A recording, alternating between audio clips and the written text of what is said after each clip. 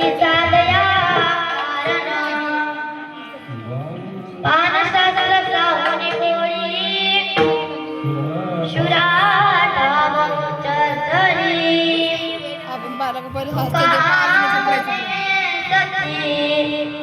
अगन देखे जारी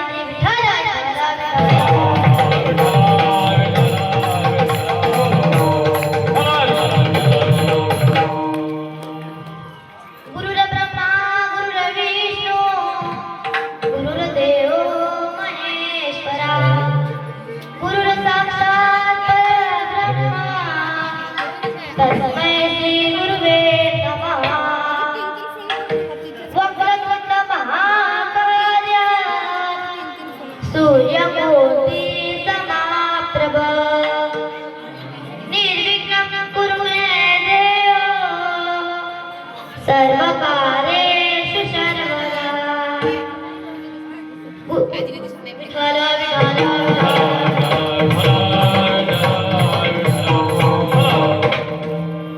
महायोग पीठे देवी मरत्तं वरं पुण्डलीकाय दातु मुनित्रे समागत तिष्ठन्तमानन्दकन्दं परब्रह्मलिङ्गं भजे पाण्डुरङ्गं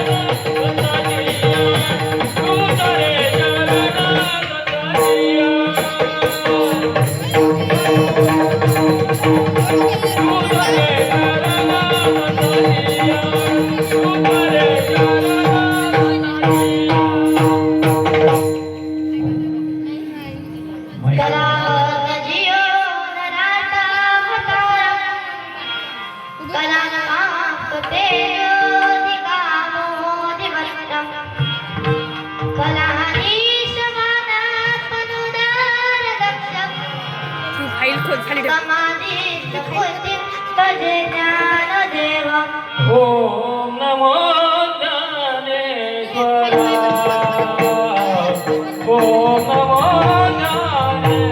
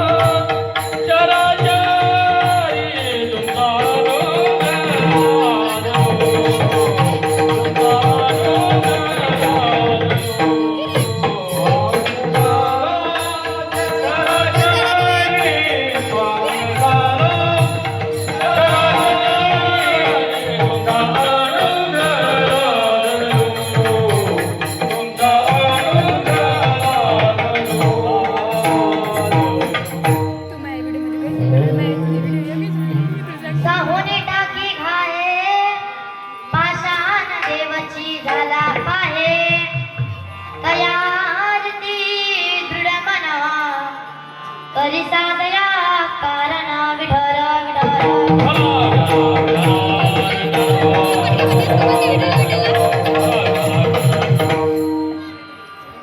प्रस्तुत प्राप्त प्रसंगी कीर्तन रूपी सेवेकरता निवडलेला अभंग विश्वमान्य विश्वभूषण विश्व अधिकारी चिन्मय स्वरूप असणारे देहू निवासी महान भगवान भक्त वैराग्याचे महान मेरू जगत गुरु तुकाराम महाराज यांचा 4 चरणाचा अभंग असून तुकाराम महाराज या अभंगामध्ये सांगतात साकेचे गाव सहन करून दगड हा देवपणात आला नवे नवे तर देवपण मिळवण्याकरिता देवपण मिळवण्याकरिता टाकीचे गाव सहन करावे लागतात अभंगाचे पहिले चरण त्याचप्रमाणे आपले कार्य साधण्याकरिता मन बळकट ठेवा अभंगाचे दुसरे चरण बाणशास्त्राचा धावा व गोळ्याचा मारा केल्याने शूराला उच्च पदवी मिळते व प्रसंग वर्षात वीरमरणही प्राप्त होते अभंगाचे तिसरे चरण तुकाराम महाराज म्हणतात सती ही सगमन करताना अग्नीची पर्वा करत नाही त्याचप्रमाणे आपले कार्य साधण्याकरिता दृष्टांच्या नेता द्वेषांच्या आगार निर्गाम वृत्तीने सहन करावे लागतात अभंगाचे शेवटचे चरण असा हा अभंगाचा सरळ सरळ अर्थ मी तुमच्या पुढे मांडला आहे आता तुम्ही झोपला तरी चालेल पण मी म्हटलं म्हणून महाराज झोपू नका बरं का तुम्ही झोपलात तर माझे कीर्तन कोणाला विठ्ठल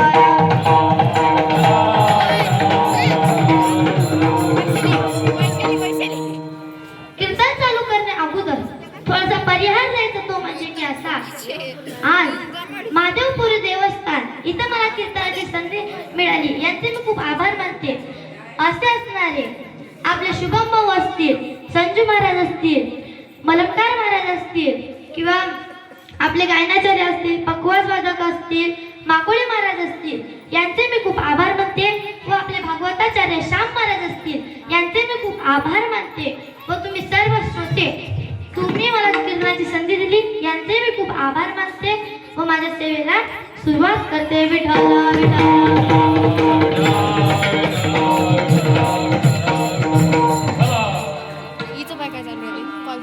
महाराज मला वाटतं परवा दिवशीपेक्षा माझ्या कीर्तनाला बरेच मंडळी दिसतात आज तर ताता शेकणारे पण आहे आणि गवोदरी झोपणारा पण आहे मागची मंडळी खाली बसा खाली जागा असेल तर खाली बसून घ्या नाही ना महाराज त्या दिवशी काय झालं मी बघून गेले फक्त 15 बाई आणि 4च माणसं होते आज बघितलं होतं अरे बाबा पुरं मंडप भरलं विठाला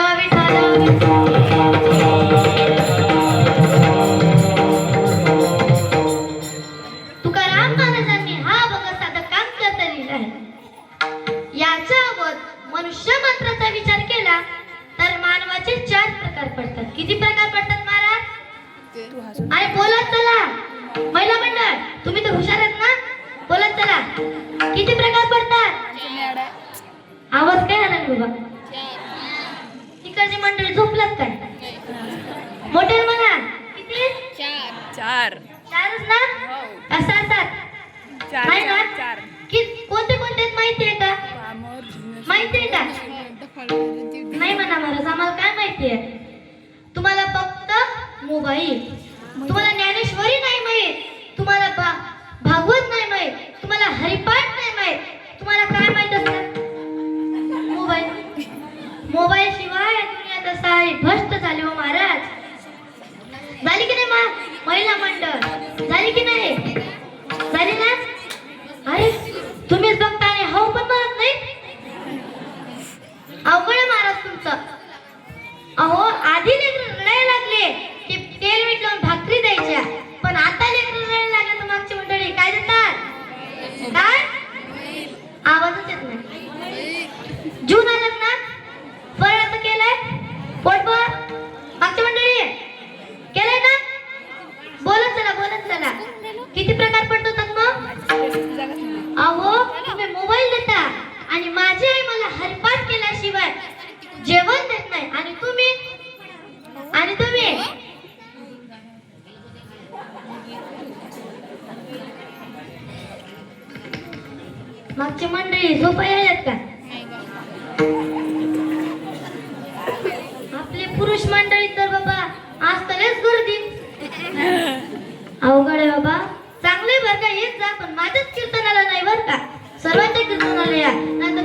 माझा छोटा भाऊ आहे त्याला बघू कसं करतोय असं नका करू बाबा.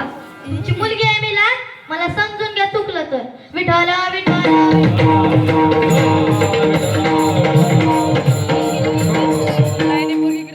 चला, किती प्रकार पडतात? 4. माहितीये का? अरे तोंड दिलेत ना देवाने, दिलेत की नाही? मागच्या शिवलेच वाटतं मला. शिवलेत का? डॉक्टरला बोलू का? नाही ना, करत नाही. मग सांगा किती? कोणते कोणते माहित नाही? चला मी सांगते. पहिला आहे पामर, दुसरा आहे विषयी, तिसरा आहे जिज्ञासू आणि चौथा आहे मुक्त. नीट मेमरीत फिट करा. मी पुढं विचारू शकते. विठ्ठल विठ्ठल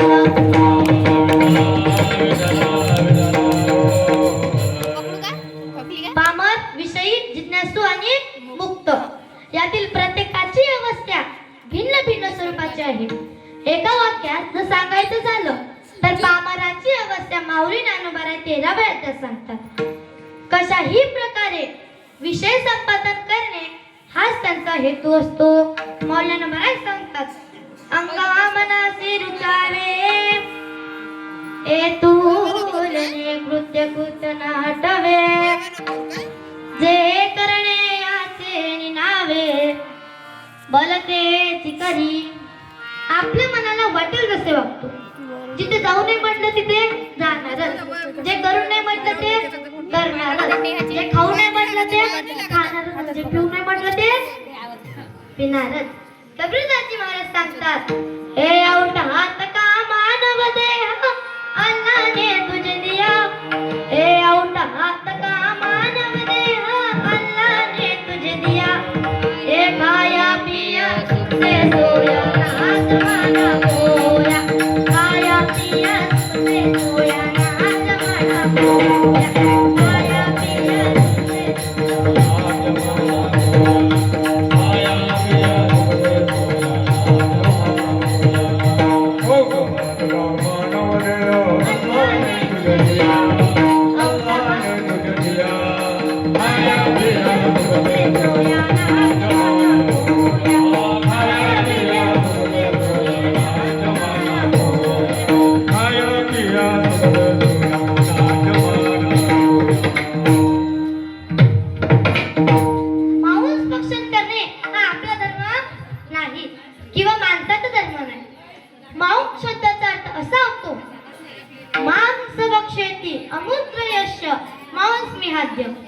मी ज्याचे मांस खातो तो मला परलोकी खाणार. भागवतामध्ये एकनाथ महाराज सांगतात, मारले पशु मारवया येती सूड घेती मग घरे. ज्या पशुला आपण मारतो, खातो, पितो तोच पशु आपल्या पुढल्या जन्मामध्ये बदला घेतो. बदला घेतो म्हणजे सूट घेतो. आता पिण्याच्या बाबतीत माणसं पितात. महाराज पण काय पितात? पुरुषमंडळी काय पितात? जे नको नको ते पितात. कबीरदासजी महाराज सांगतात, हे गांजा दारू मत पियो यारो अक्कल गुम हो जाती है. गांजा दारू मत पियो यारो अक्कल गुम हो जाती है.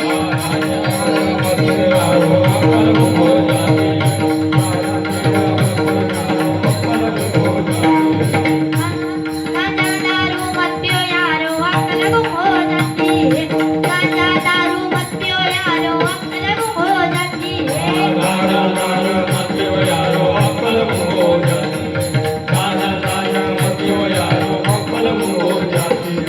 अपने पल्लों में पैसा जाकर मुंह में मिट्टी गिरती है.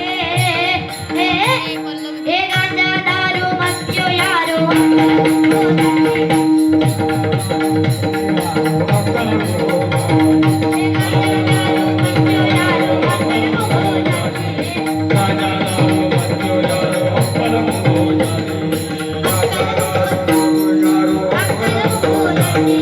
अक्कल गुम हो जाती है.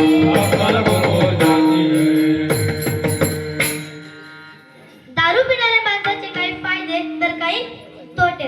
पुरुष मंडळी आता तुम्ही सुरू करताना तुम्हीच सांगा, फायदे सांगू का तोटे सांगू? फायदे सांगू का तोटे? महाराज माहित आहेत ना तुम्हाला?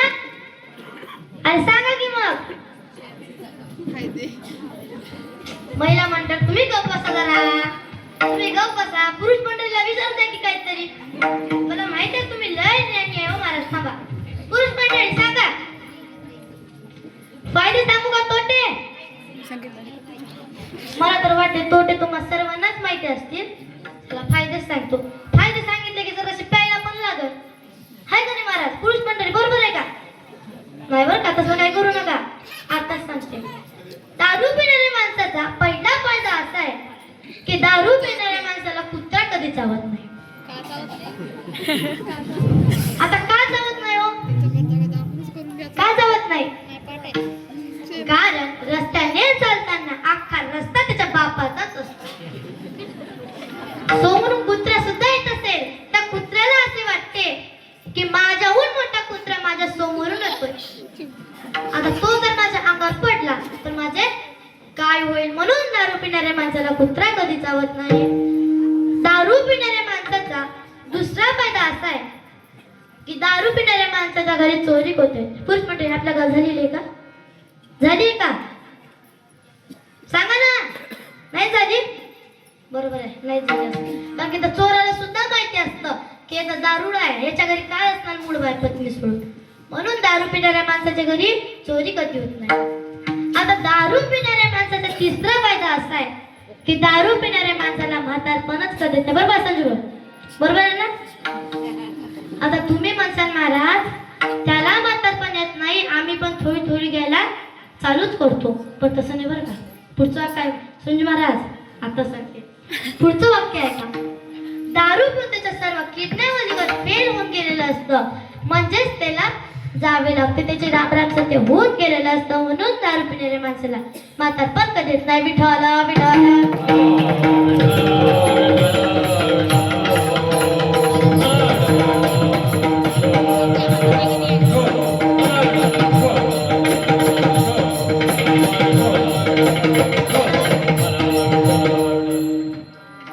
एकदा काय झालं, एक दारुडा घरी आला. कुठं आला महाराज? कुठं आला? घरीच आला ना? घरीच आला ना? घरी आला. घराच्या साईडला होता महाराज नाली. काय होती? नाली. तो नालीत जाऊन पडला. त्याला वाटलं आपण मस्त आता दिवाणवर घार घोड झोपतो. पण तो कुठं होता? नालीत. तो नालीत जाऊन पडला. मग त्याच्या बायकोचं नाव काय होतं? गंगी. त्याच्यात हाताशेजारी, एक डोक्या शेजारी आणि एक पाया शेजारी 3 डुकरं झोपली. किती? 3. बोलू नका अजिबात. विढाला विढाला विढाला.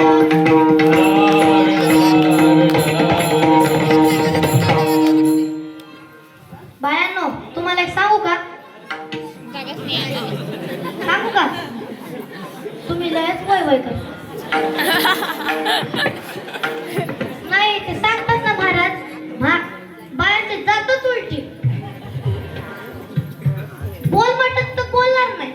सारा आयुष्य गप बस म्हणून अजून जात गप बसलेलं आहे. पुरुष मंडळी अजून जात बसलेली आहे बरं का. ते म्हणतात ना भजनाची कशी तुला लाज वाटते, पिक्चरला कशी तू पुढं बसते. विठाला विठाला.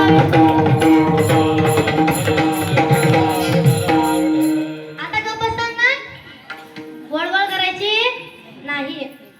कधी बडबड, कधी न झोप. अरे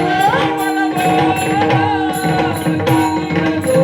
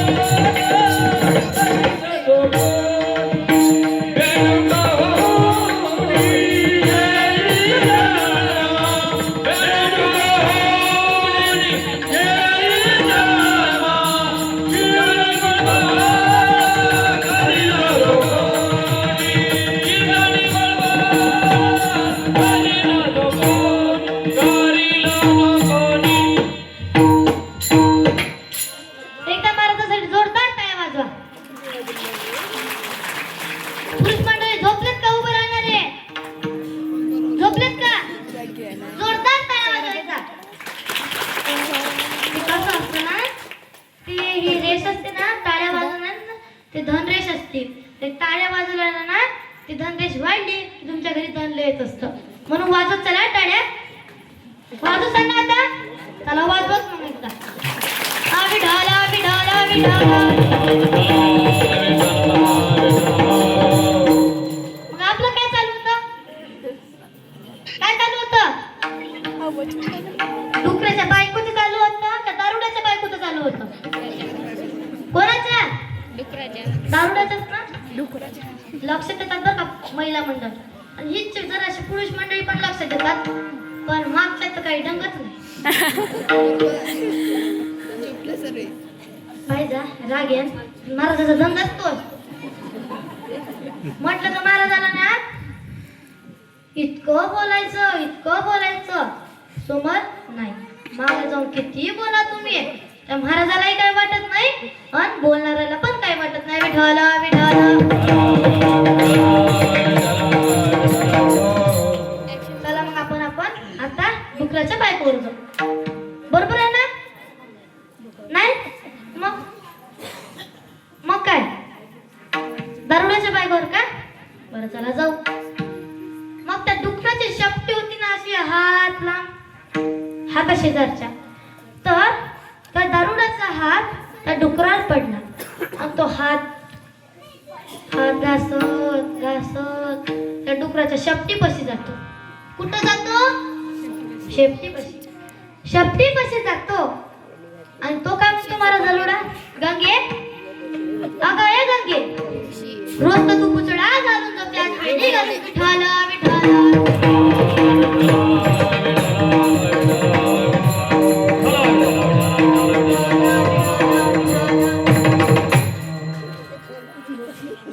यानंतर सज्जनांनो विठाला विठाला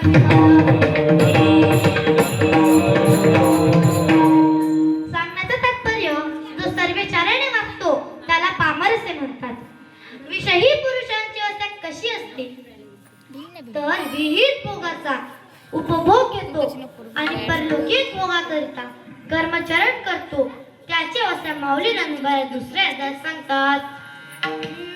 मनती संसारी जन्मिजे यज्ञाधिक कर्म गीजे, मग सर्व सुख भोगीजे मनोहर.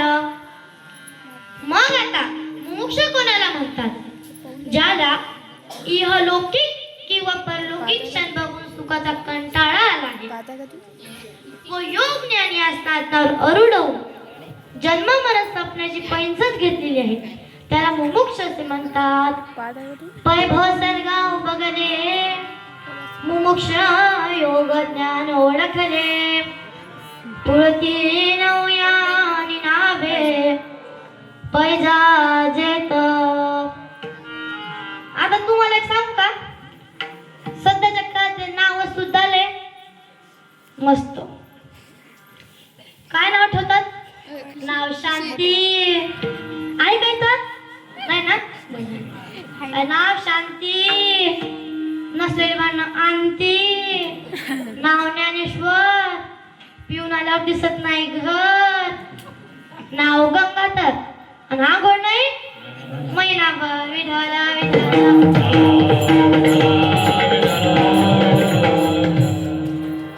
एकदा काय झालं, एक आजी पिक्चर बघायची. काय बघायची? पिक्चर. तुम्ही बघता का? बघता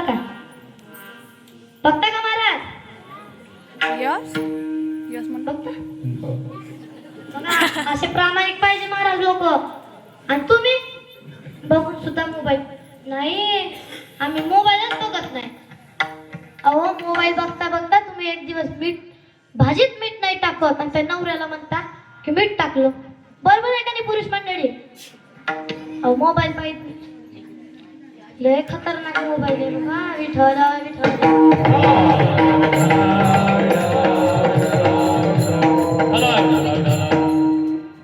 एकदाच काय झालं, एका आजीने नाच झाली. त्या नातीचं नाव काय ठेवलं असेल? मीराबाई, मुक्ताबाई, जनाबाई, कानोपात्रा. डोक्याचं डोकं घेते. नाव काय ठेवलं असेल महाराज? पप्पी. काय नाव ठेवलं? पप्पी. तिची नात मोठी झाली आणि तिची नात महाराष्ट्र दर्शनाला गेले. महाराज कुठं गेले? महाराष्ट्र दर्शनाला. आपला शेगावकारे दर्शन घेतलं आणि घरी निघण्यासाठी गेली. बस मध्ये बसली व बिचारी ती आणि तिची नात दिवस रात्र बस मध्ये उभी होती. पंढरपुरात गाडी थांबली आणि ती आजी काठी टेकत टेकत टेकत त्या कंडक्टर पाशी गेली आणि म्हणाली, कंडक्टर दादा, अरे कंडक्टर दादा, तू मला नको घेऊ पण माझी पप्पी घे. माणूस तो तर दवाखान्यातच गेला. आजी इतकी स्थिती होती, घरीच गेली. आजी तिथंच बसली. काय घेऊन बसली असं महाराज? सफरचंद 2 किलो. किती? 2 किलो सफरचंद घेऊन तिथंच खुर्ची टाकून बसली मस्त. मग ती आजी म्हणाली, अरे ही काय झोपायची वेळ, तू मला नको घेऊ पण माझी पप्पी घे. मग तो कोमातच गेला. कुठे गेला महाराज? कोमातच गेला. महिला मंडळ बोलत चाल बरं का, हे असं नाही झालं पाहिजे. महाराजाला आला जोर, तुम्हाला झाला गोल. विठ्ठल विठ्ठल.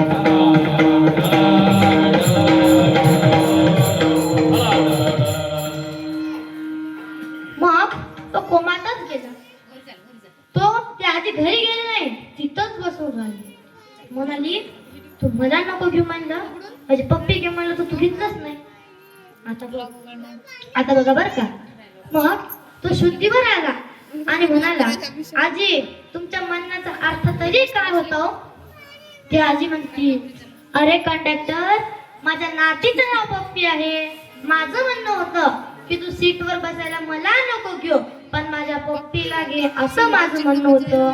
तो कंडक्टर म्हणतो, आजी हेच तुम्ही मला अगोदर सांगितलं असतं तर आज मी दवाखान्यात कोमात नसतो. विठ्ठल विठ्ठल.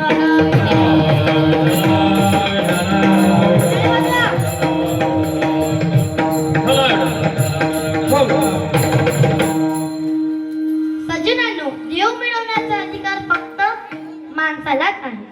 याच्या मी तुम्हाला कोटी सांगते म्हणजे व्याख्या सांगते. स्वर्गातील देवाला ज्ञान आहे पण देवप्राप्तीचा अधिकार नाही. पशु पक्षाला ज्ञानही नाही व अधिकारही नाही व माणसाला ज्ञानही आहे व अधिकारही आहे. पण एक गोष्ट लक्षात ठेवा, मनुष्याने या देतून परमात्मा प्राप्ती नाही करून घेतली तो पशुपेक्षाही हीन मानला जातो. मनुष्य पण तरी साधी नारायण, मनुष्य पण तरी साधी नारायण.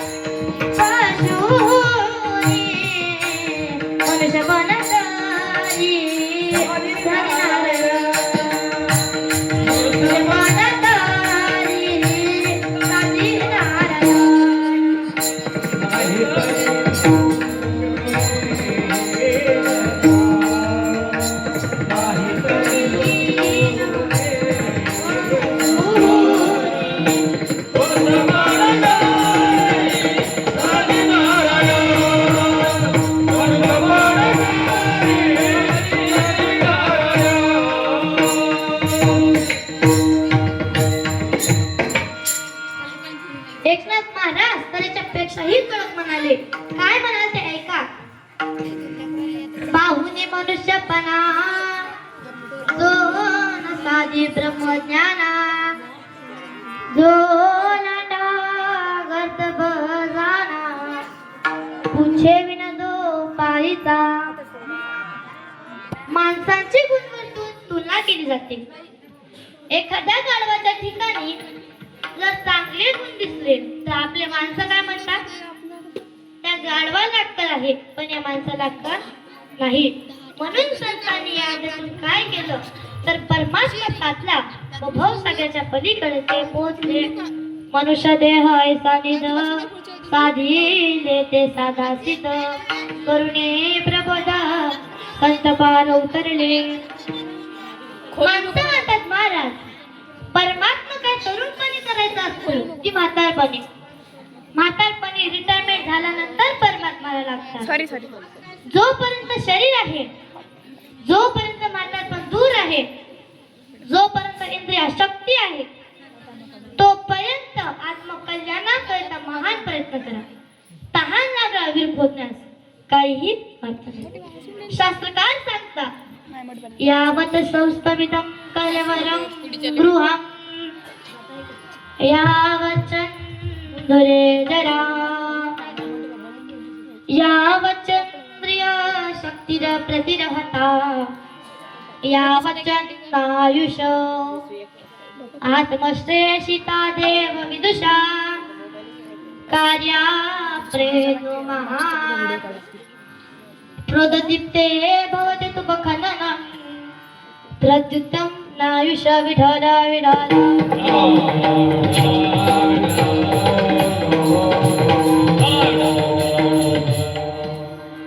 महाराज सेवा करायची असेल ना तर आई वडिलांची म्हातारपणीच करा. म्हातारपणीच पाणी पाजवा, कारण मेल्यावर पाणी पाजू घातल्यास काही अर्थ नाही. आता शास्त्रकारांनी सांगितले की तहान लागला खोदण्यास काहीही अर्थ नाही. तसेच म्हातारपणीच सेवा करा, मेल्यावर पाणी पाजू घातल्यास काहीही अर्थ नाही. अहो आई म्हणण्याचा अर्थ माहितीये का तुम्हाला? आई शब्दाचा अर्थ माहितीये का? नाही? चला मी सांगते. आ म्हणजे आत्मा, ई म्हणजे ईश्वर, तोच खरा परमेश्वर असतो. अहो आई घराची राखण असते तर बाप हा घराचा झाकण असते. तीच आई. आई माझी मायेचा सागर दिला तिने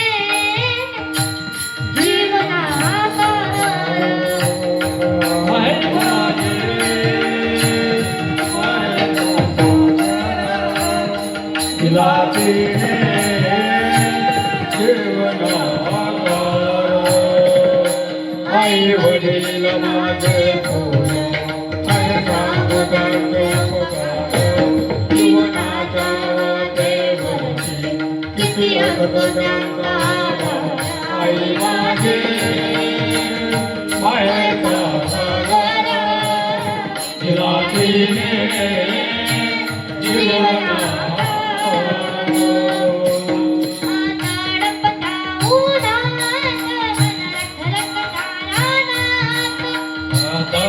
माझ्यासाठी तुला तुला मेले मुठभर कधी पडे जीवनाच्या वाटेवरती किती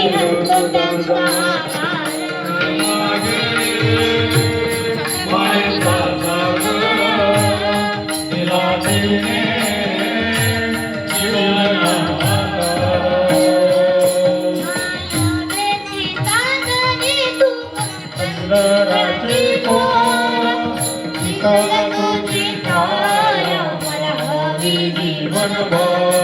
तुझ्या शुभ आयुष्य आई देवा आई तुला आई माझे मायेचा सागर दिला तिने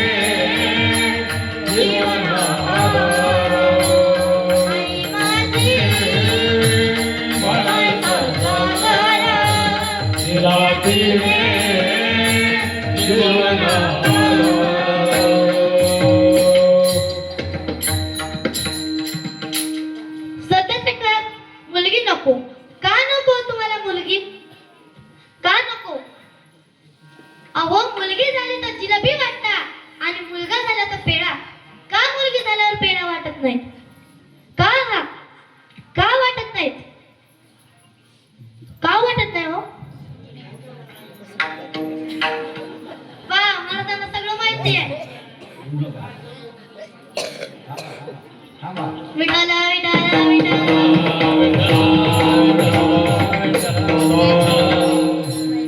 का नको तुम्हाला मुलगी? अहो, एका बाबाच्या डायरीत सुद्धा खूप गोड लिहून होतं की माझा मुलगा जोपर्यंत माझा आहे, जोपर्यंत तिची बायको येत नाही, आणि माझी मुलगी जोपर्यंत माझी आहे, जोपर्यंत तिचं आयुष्य संपत नाही, जोपर्यंत तिचं आयुष्य संपत नाही, तोच बाप त्याच बापासाठी एक शायरी सांगते. कोण म्हणतं माझा बाप आमदार आहे, कोण म्हणतं माझा बाप खासदार आहे, आणि कोण म्हणतं माझा बाप धनवान आहे, पण त्याची वागीण छाती ठोकून सांगते की माझा बाप इमानदार आहे, की माझा बाप इमानदार आहे. विठाला विठाला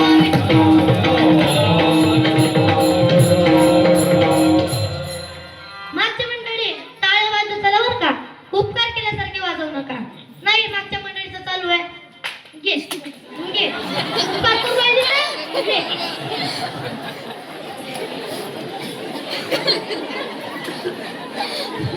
मला तुझे पाणी झाले गेले ते म्हणते. खरं आहे का? काय टाळ्या वाजवत चला ना, ते मला हातात कशासाठी दिले? फालतू कामं करण्यासाठी नाही, टाळ्या वाजवण्यासाठी. बरोबर ना? महाराज सांगतात ना, मंदिर में शोभा थाली से, ससुराल में शोभा साली से, पर हर किसी में शोभा ताली से. म्हणून टाळ्या वाजवताना विठाला विठाला.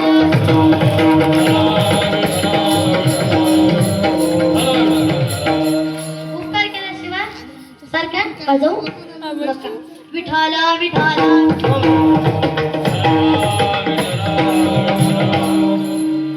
तरुण वयात सरपंचाचे नामस्मरण केले पाहिजे. ते का करावे? कारण तरुण वय हे जीवनातील अनमोल वय असते. या वयात मनुष्य जे काही कर्म करेल त्या कर्माचे दुःख व सुख त्या जीवाला भोगावे. मग हे दुःख भोग कमी होण्यासाठी, देहाची शक्ती प्राप्त होण्यासाठी, नात्याचा उद्धार करण्यासाठी तरुण वयातच परमात्माला लागण्याची अत्यंत गरज असते. भगवंतही सांगतात, तरणा भाग्यवंत नाटे हरी कीर्तनात.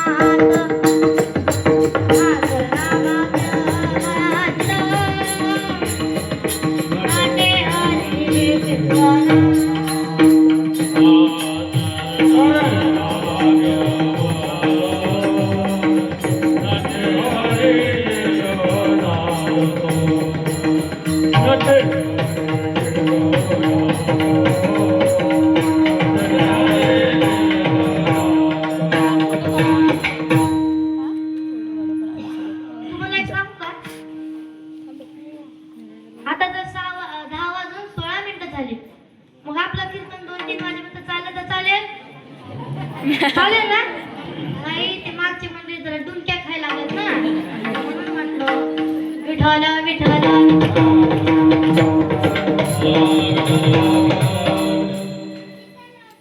म्हाताऱ्यांना, आता म्हाताऱ्याचा परमात्मा बघा बरं का. म्हाताऱ्याला रामकृष्ण हरी म्हणायला सांगितले तर रामकृष्ण हरी म्हणतात. आता विठ्ठला विठ्ठला म्हणायला सांगितले तर इठ्ठला इठ्ठला म्हणतात. सांगण्याचा तात्पर्य, जर आपण सर्व जीवन संसाराच्या चिंतनातच घालविले असेल तर त्याच्याकडून नामस्मरण झाले तर ते देवाला पोहोचते, पण ती देवशक्ती ते देवशक्ती त्यांना मिळत नसते. ही देवशक्ती फक्त तरुण वयातच मिळत असते. तसेच आता मागच्या आठवड्यात का मागच्या जन्मात विठाला विठाला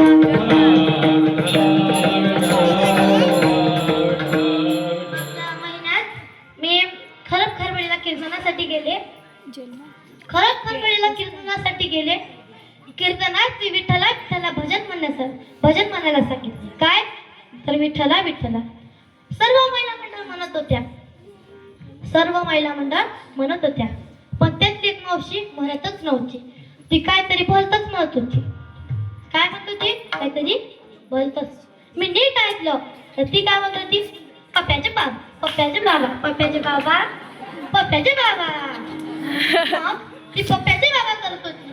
मी भजन संपलं आणि विचारलं, मावशी सर्व महिला मंडळ विठ्ठला विठ्ठला भजन करत होते आणि तुम्हीच का ग पप्प्याचे बाबा करत होते?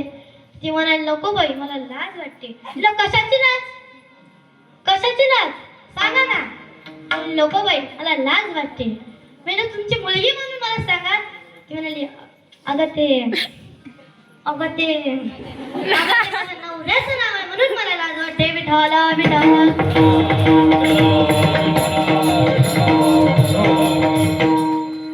नामस्मरण का करायचे असते हो? कारण तरुण वय हे अल्लड असते. काय तर तरुण वय हे अल्लड असते. या वयात मुलांचे विचार स्थिर नसते. या मनाला व विचाराला स्थिर फक्त नामस्मरणच करते. अहो यांना या जगाचा अनुभव नसतो. कोण कधी फसवेल, कोण कधी घात करेल हे सांगता येत नाही. हल्लीच्या मुलांना नेट टीव्ही मोबाईल घेण्याचे वेळ लागल्यामुळे त्यांच्या मनात वाईट विचार येतात. बारीक सारी गोष्टीवर चिडतात. त्यांना लगेच राग येतो आणि काही वेळ तो राग मनात बसल्यामुळं ही मुलं दुसऱ्याचा घात करतात. अरे पैशासाठी विचार करतात. पैसा श्रेष्ठ व संस्कार कमी आहे अशी या तरुणांची अवस्था असते. म्हणून भगवंत हे गीतेमध्ये अर्जुनाला तेच सांगतात, मनमना भो मद्भक्त मद्याजी मां नमस्कुरु मामे वैश्यसि सत्यं ते प्रतिजानी प्रियोसि मे. तसेच मागच्या वेळेस मी पंढरपूरला कीर्तनाला गेले, बरोबर ना? हा, पंढरपूरलाच गेले. तर तिथे मला कीर्तन झालं आणि मी माझ्या बसचा म्हणजे माझ्या गाडीचा वेट करत मी बस स्टँडवर उभे होते. बस स्टँडवर उभे होते. तिकडून एक मुलगा आला आणि मी त्याला विचारलं, दादा तू कितवीचा? तो म्हणाला, मी 8वीचा. मग परत विचारलं, दादा तू कितवीचा? म्हणलं 8वीचा. मग त्याने हळूच खिशात नका मावा काढला. काय काढला? मावा. तो मावा घोटत होता आणि मी खूप निरीक्षण केलं. तो मावा घोटत होता. मग मी त्याला म्हटलं, अरे दादा लाज वाटते का? 8वीतच आहे आणि मावा घोटतोस? तो म्हणाला, तू कोण? मी म्हटले, महाराज. परत विचारला, अरे तू कोण? मी म्हटले, महाराज. तू महाराज ना? कीर्तन मंडपात. कीर्तन झालं आता निघायचं घरी. विठाला विठाला.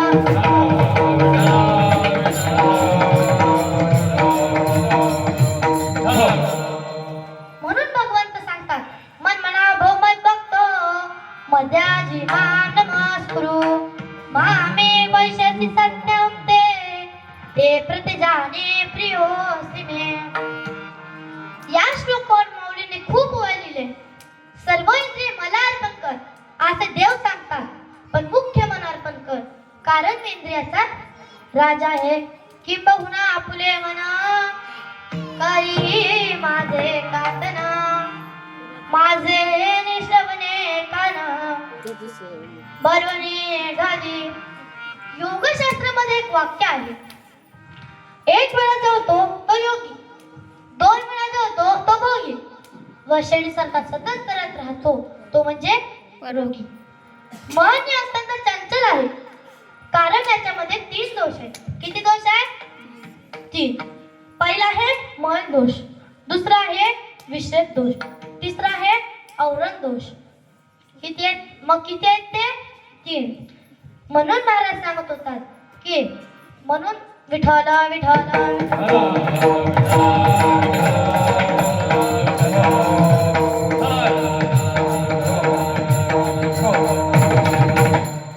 किती दोष आहेत? 3. पहिला आहे मल दोष, दुसरा आहे विषय दोष व तिसरा आहे औरण दोष. यातला एक चांगला गुण आहे, जर हे मन देवाकडे लावले तरच ते स्थिर राहील. तुका मने माना हो पाहे विचारून तुका मने माना पाहे विचारून तुका मने माना पाहे विचारून तुका मने माना पाहे विचारून तुका मने माना पाहे विचारून तुका मने माना पाहे विचारून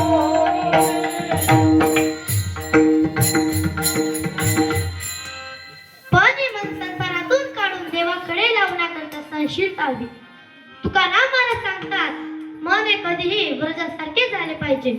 परमात्मा प्राप्ती करून घेण्याकरता साक्षात मनाला किती दृढ करावे हेच महाराजांच्या ध्रुपदक म्हणजे दुसऱ्या चरणात सांगतात. हो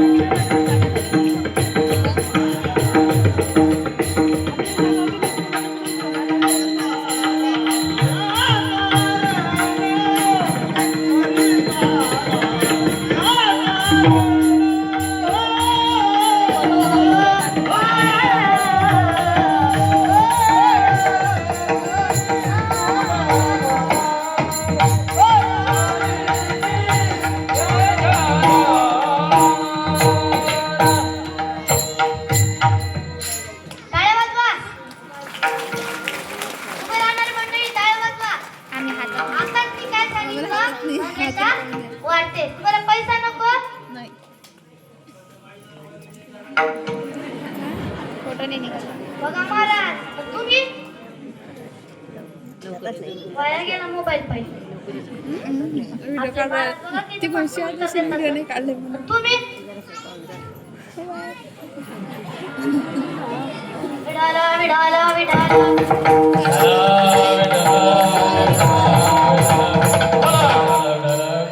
यानंतर महाराजांनी तीन दृष्टांत देतात. दृष्टांत मात्र अति उच्च पदवीचे आहे. पहिला आहे संतांचा, दुसरा आहे शूरांचा व तिसरा आहे सतीचा. हे तिघेही देशाचे भूषणे आहेत. दीन न जावत देश के सती संत और शूर, दीन न जावत देश के कपटी कायरपूर. संत महात्म्याचे आघात सहन करतात ते म्हणजे जगाकरिता जगाच्या कल्याण संतांच्या विभूती जगाच्या कल्याण संतांच्या विभूती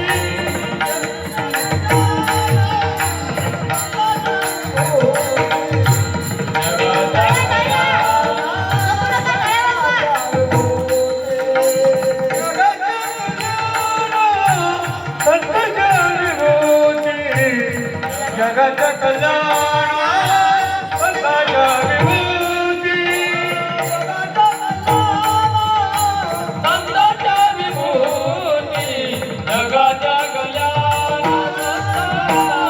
विभूती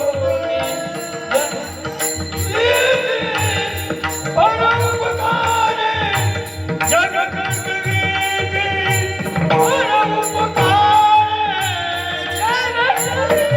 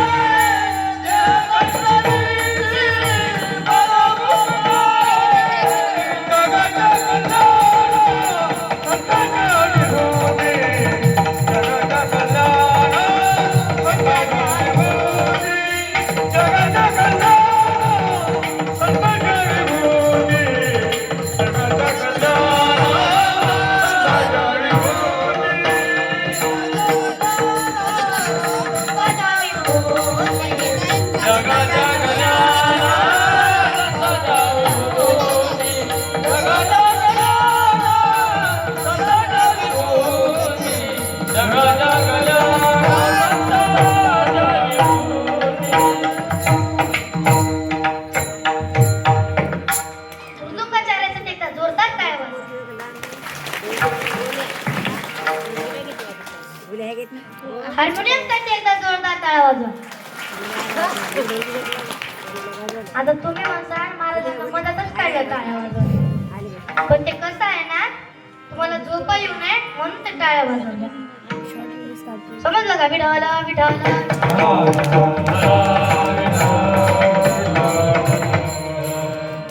शूर सहन करतो देशाकरता, सती सहन करते कुला करता म्हणजे स्वार्था करता. संत सहन करतात परमात्मा रक्षण करतो. शूर सहन करतो कधी जगतो तर कधी मरतो. सती सहन करते पण मरणास कवटाळते. याच ठिकाणी जो दृष्टांत दिला आहे तो आहे पाषाणाचा. हेच पाचभंगाच्या प्रथम चरणात सांगतात.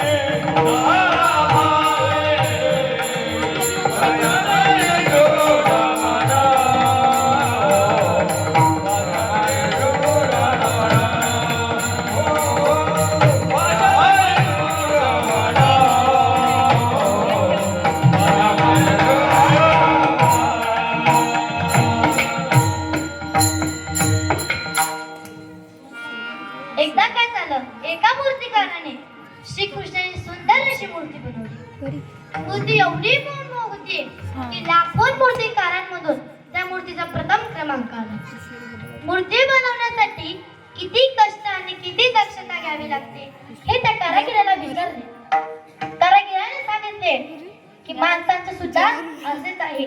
आपल्यामधल्या अनावश्यक गोष्टी काढल्या तो पण मनुष्य बनतो, पण विषय व विकार बाजूला काढले तो पण देव बनू शकतो. विठाला विठाला विठाला.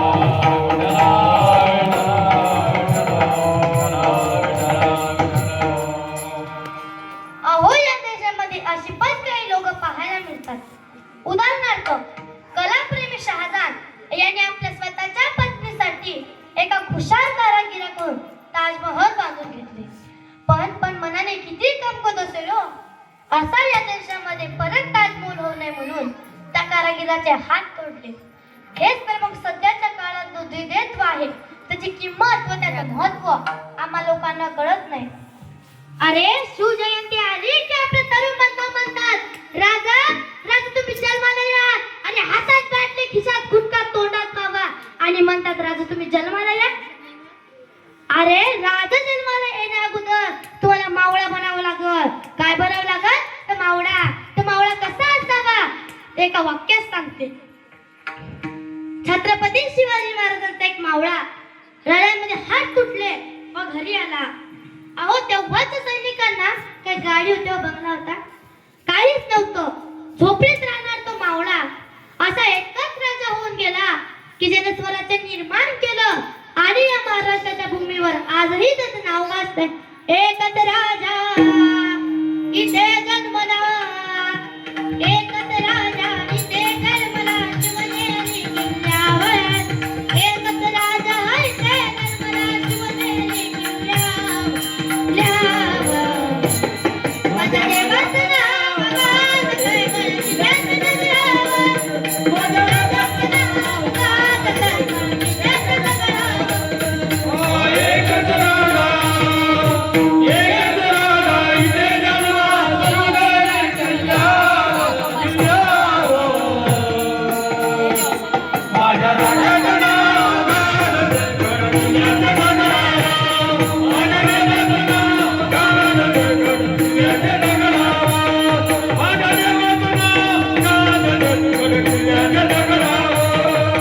सुंदर स्वरात निर्माण केले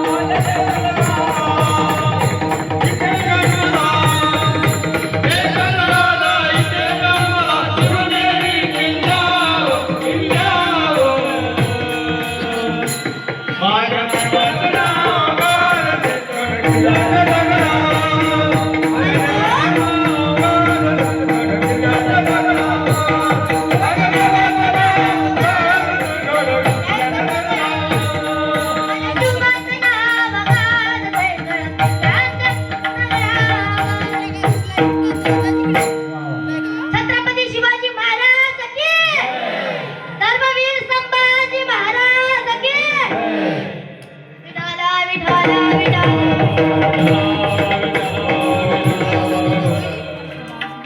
छत्रपती शिवाजी महाराज त्या गरीबाच्या झोपडीत जातात राजन पाहतात तो मावळा डसा डसा रडायला लागतो डसा रडायला लागतो राजे जातात व त्याचे अश्रू पुसतात आणि म्हणतात अरे रडू नको लवकर बरा होशील तो म्हणतो महाराज महाराज माझे हात तुटले म्हणून रडत नाही हो आणि मला हात तुटल्याचं दुःख सुद्धा होत नाही राजे म्हणतात मग का रडतो तो म्हणतो स्वराज्यात आहे राजा या गरीबाच्या झोपडीत आलाय आणि या मोडलेल्या हाताने मुद्रा सुद्धा करता येत नाही म्हणून डोळ्यात पाणी आलो एवढी तुमची निष्ठा असली पाहिजे की मग म्हणा राजा तुम्ही जन्माला या अरे भगवे कपडे घालून काय शिवराय होत नाही शिवजयंती झाल्यानंतर तो भगवा त्याच्या नालीत पडलेला असतो त्याचा अपमान केला जातो हेच तर मग सध्याच्या काळात जो दिव्यत्व आहे त्याची किंमत व त्याचं महत्व आम्हा लोकांना कळत नाही तरुण मंडळी नीट आहे बरं का आधीचे मावळे कसे होते आणि आताचे मावळे कसे आहेत अरे आधीचे मावळे सकाळी 5 ला उठे मोहिनूर सुटे तलवार तुटे पर मागना हटे पण आताचे मावळे सकाळी 10 ला उठे पोरी माग पडे चपली थोबाड फुटे पण मागना हटे विठाला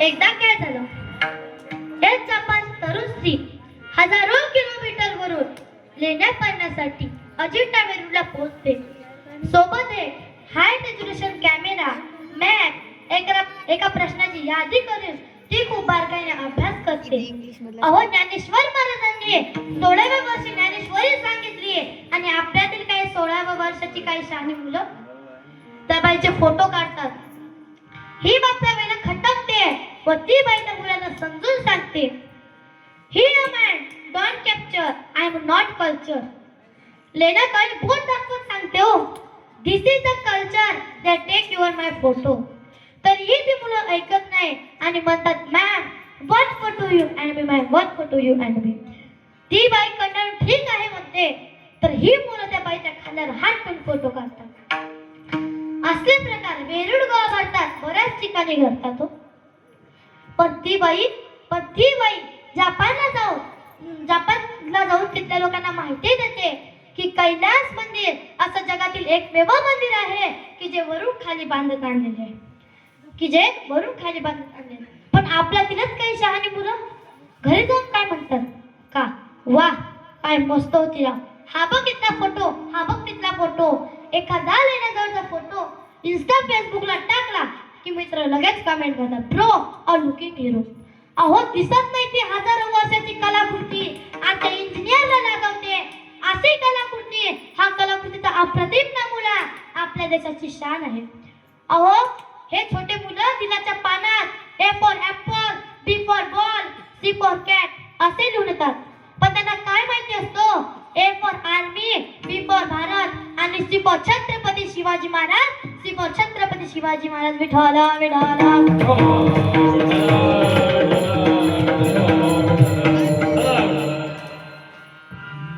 आता एकदा सर्वांनी हात वरती करा.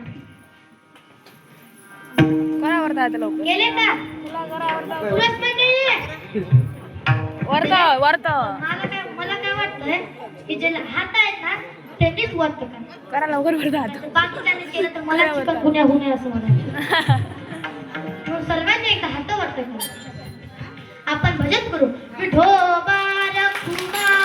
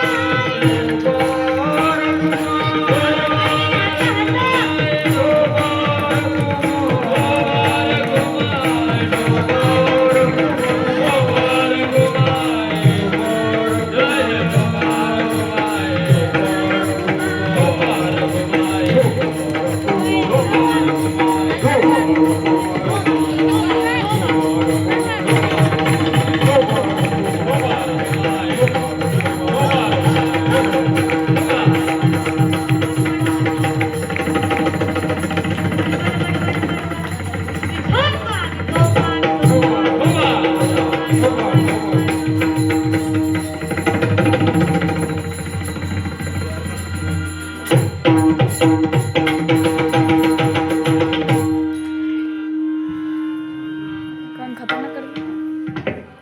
हात खाली घ्यायला कोणी सांगितले? सांगा ना. हात खाली घ्यायला कोणी सांगितले?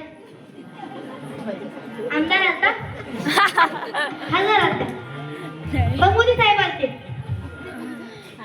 हात का खाली घेतले? जाऊ दे.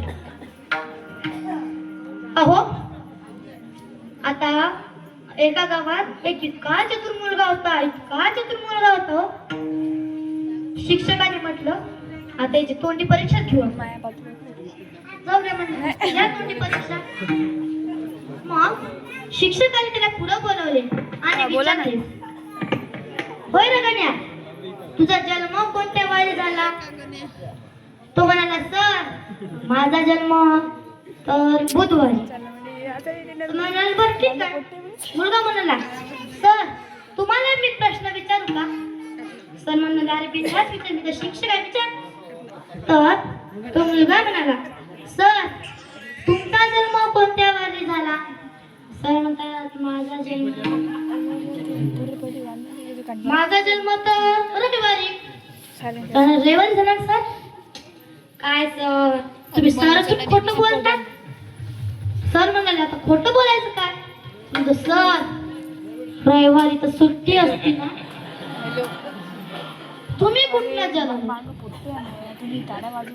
सर आता महाराज तुम्हीच सांगा, सुट्टीचा आणि जन्माचा काही संबंध आहे का? नाही ना. मग तर सर म्हणाले, गबस पट्टाच काढून मारे. तो म्हणाले, सर सांगू का, तुम्ही पट्टाच काढू शकत नाही. म्हणाले, का काढू शकत नाही? तुला काय घाबरतो का?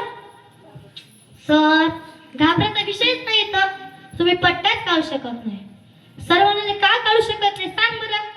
तुला सर सर तुम्ही जर पट्टा काढला तुमची पॅटच सुटून जाईल. विठाला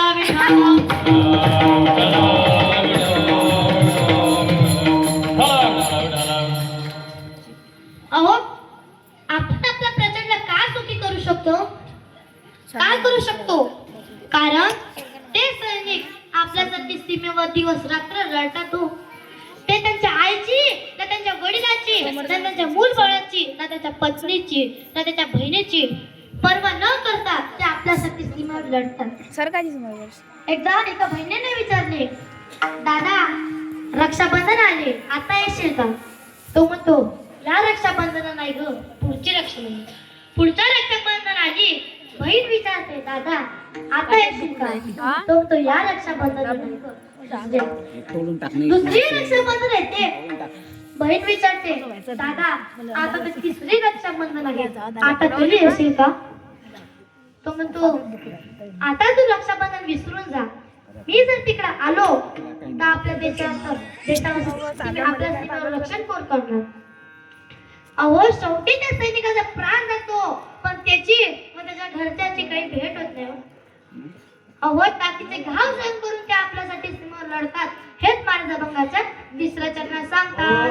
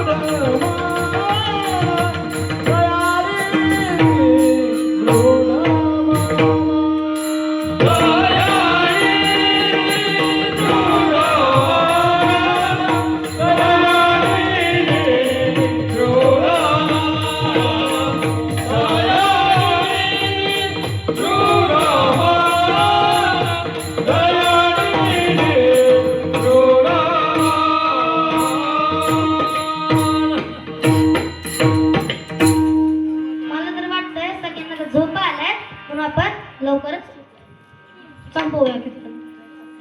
यानंतर महाराजांनी या ठिकाणी जो दृष्टांत दिलेला आहे तो आहे श्रेष्ठ असणाऱ्या सतीचा. तिला श्रेष्ठ असे का म्हटलेले आहे? कारण तिने आपल्या पतीसाठी अग्नी प्रवेश केला म्हणून तिला श्रेष्ठ असे म्हटले. हेच महाराजांच्या चौथ्या चरणात सांगतात.